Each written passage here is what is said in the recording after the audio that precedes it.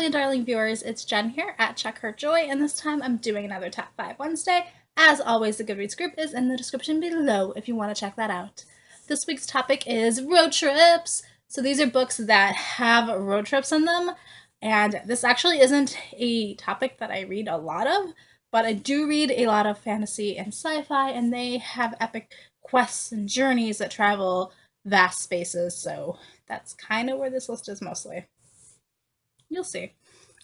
The Goodreads group is listed in the description below, as is the complete list of books that I am talking about. So starting off the list is actually kind of an honorable mention, and it is Candide by Voltaire, which I am currently in the middle of reading, so I feel hesitant to actually put it on the list since I am only about halfway through. So I'm not fully formed my opinions on this book yet.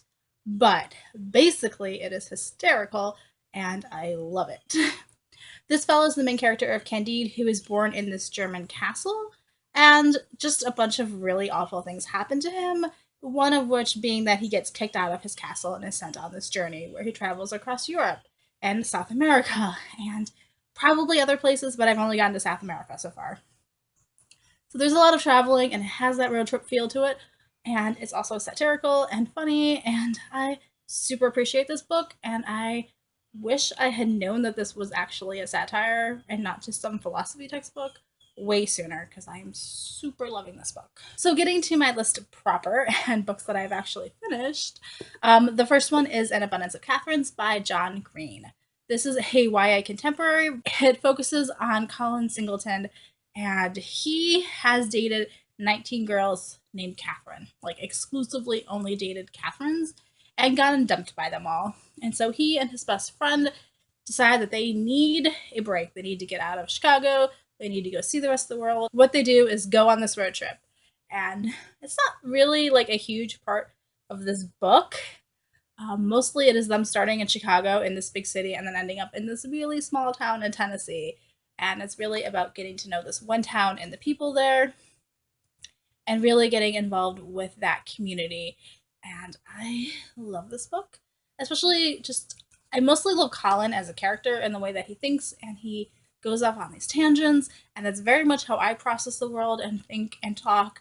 And so I appreciated seeing that in a character, and so that's why I love this book. So the next book on my list is Helen and Toris Epic Road Quest by A. Martinez. This is basically urban fantasy, and it's much more of a quest in a very Greek tradition, but set in modern day America.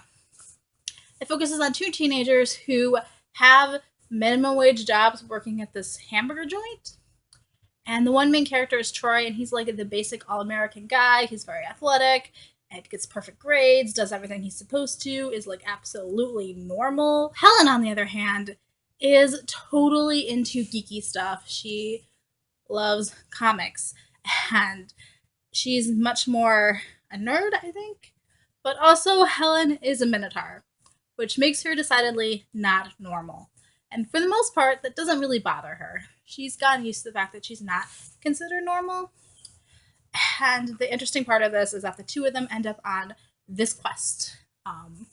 They find out that their boss has actually been sacrificing stuff to this hamburger god, and so this lost god sends them on this quest that is very undefined about what they're supposed to be doing or how long it's going to take or where they're supposed to go.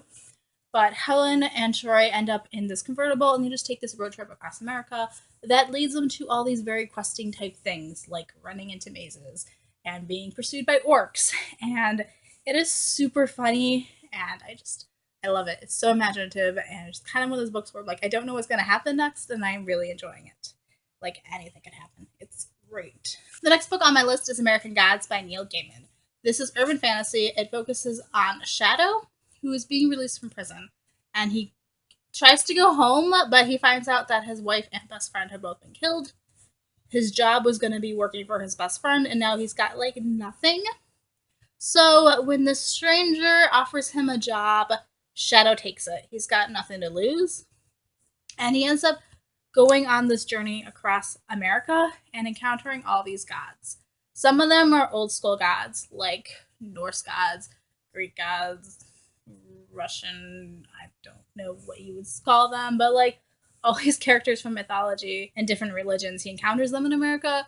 And then there's also newer gods like technology and the god of the internet and TV and media.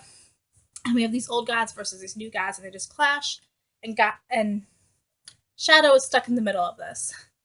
And I love the premise of seeing how each of these gods manifest and what side they're taking and what they care about and how it evolves to fit our modern day society. But I also love the road trip aspect of this. This is definitely a road trip book. We have him traveling across America, starting on, I think, the West Coast and moving east, and we see big cities and small towns and little joints on the side of the road, and it's very much this exploration of what America is and all the different facets of it, and I love it so much. So I really enjoyed American Gods. I also picked Tess of the Road by Rachel Hartman. This is definitely fantasy. It is set in a world where there are dragons, and they take human form, and it's pretty cool. This is kind of a continuation of the Seraphina books, Seraphina and Shadowscale, but also this is the start of its own thing following this character of Tess.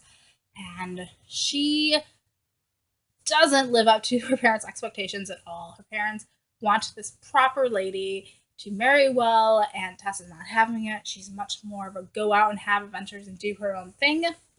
And so when her parents threaten to send her to a nunnery, Tess runs. And she starts off in this northern city and ends up exploring all of her country, just following the road. It is very much a trip down the road.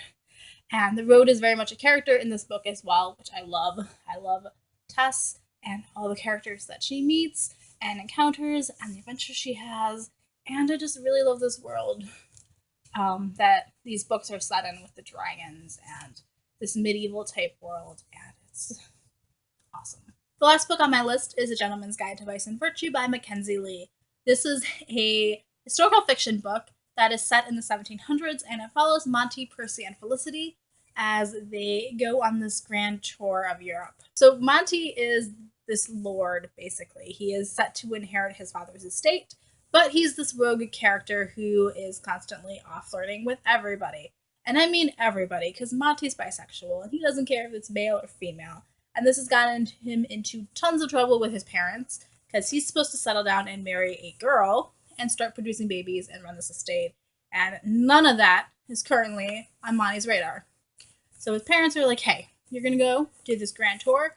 You're going to have this one last fling. You're going to get it out of your system. And when you come back, you are going to settle down, marry a girl, and be the proper gentleman you're supposed to be. Going with Monty on this trip is his best friend Percy, that Monty definitely has a crush on and is kind of in love with, and his sister Felicity, who Monty thinks is kind of a jerk, but in actuality is pretty much amazing, and I adore her. I love Felicity. So these three set off on this tour, and it doesn't quite go how they're expecting, and they find out that other stuff is going on, and why they're getting sent on this tour might not be what it seems either, but it is tons and tons of fun. I love Monty as a rakish rogue character.